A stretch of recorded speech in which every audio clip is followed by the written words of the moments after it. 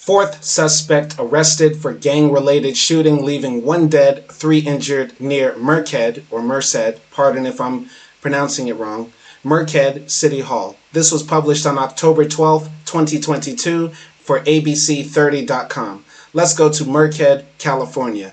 Merced police have arrested a fourth suspect in connection to a shooting that left 1 dead and 3 others injured near City Hall Saturday morning. Police said the suspect, 17, was arrested after going to the police station to talk to detectives about his involvement in the incident. They say detectives located an additional firearm at the minor's residence when serving search warrant Monday. MPD previously arrested 2 unnamed 16-year-olds and 25-year-old Marcos Montoya of Merced soon after the shooting Saturday. Montoya was arrested for negligent discharge of a firearm, carrying a concealed firearm in a public place, and possession of an unregistered firearm, according to the MPD. One 16-year-old was arrested for murder, and both minors were arrested for discharging a firearm at an occupied vehicle, along with weapons and gang charges. It all started when officers responded to a report of shots fired just after 3 a.m. at a parking structure on M and 19th Street. They arrived to a chaotic scene with people fleeing on foot and in vehicles, some armed, they said. They found 4 people with gunshot wounds. One of the victims, identified as 18-year-old Elia Jerry Aguilar, died at the scene. The other 3 were taken to regional trauma centers.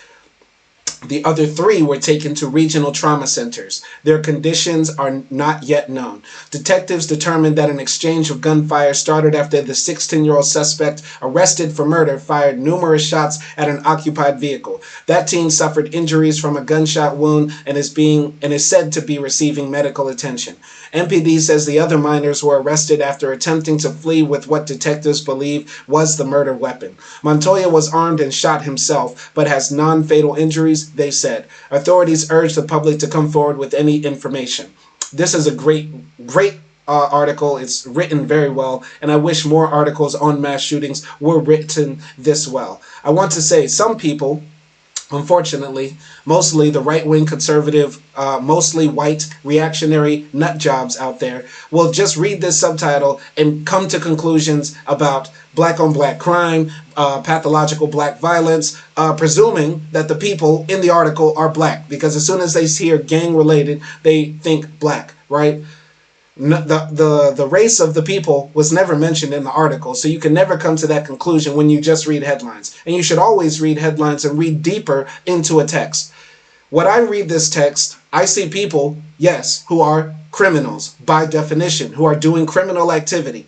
But I hear 16, 17, 25-year-old young people doing dumb stuff with their lives and having the ability to do this dumb stuff and crash out and throw away their lives because guns are so prevalent. Yes, in other societies, there are young people who do crimes and who are crashing out all the time. But in America, we make it very easy for our young people to throw their lives away and also throw away other people's lives by murdering them and killing them when we allow guns to continue to permeate.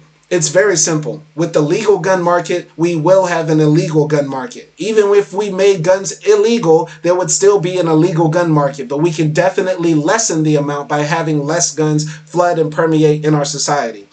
These were young people, the 16-year-old, 17-year-old, however old he was, when he decided to shoot at cars and shoot at other people and do all of this nonsense. This is a tragic story. A tragic story because we are all people molded by our circumstances. Everybody is molded by their circumstances and their environment. And yes, some people make bad choices, but a lot of our choices are influenced by the environments that we grow up in and what we see around. And I can bet that this young person who decided to crash out probably didn't have a good family structure. And not to say that we need nuclear patriarchal family models to have sensible people in a society. That's not what I'm saying. But this person probably didn't have a society that allowed for people to move up. Or maybe he got caught up in the wrong group of people. But no matter what the circumstances is, one circumstance remains the same, whether he grew up in a 2-parent household or whether he grew up in a single mother crack addicted household. One constant remains the same in both scenarios and alternative realities of his life. There would be guns in America, and he would still possibly have been shot or shot somebody else, because I read stories all the time about people who do these mass shootings and they've had similar backgrounds. or different backgrounds, totally unrelated.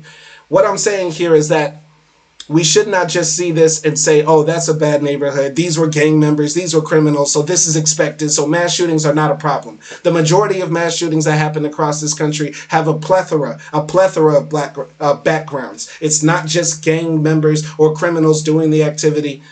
Of course, they are, by definition, criminals because you decide to shoot. But it's not just, gang warfare that's causing these mass shootings to happen. A lot of mass shootings happen in crimes of passion, people caught up in the moment, making bad decisions, and that sort of thing. Fights that lead to deadly force, right?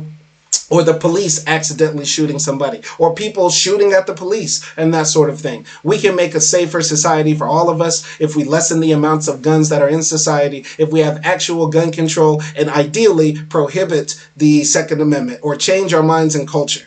So we need to stop supporting the gun industry. We do not care about the billions of dollars they make in profit. We will boycott their industry. We will lobby our politicians to actually try to have meaningful gun reform to make America safe for all of us. And for anybody who's going to come into the comments and say, well, California's a blue state or it's run by Democrats and all this stuff, the majority of mass shootings happen in the South. The majority of mass shootings happen in places with the most lax gun laws. Go watch my other videos on all the other places, and I'm covering every single state, every single city. I don't care if it's run by Democrats, Republicans, communists, or fascists. Wherever a mass shooting happens, I will be there reporting on it because why? All lives matter.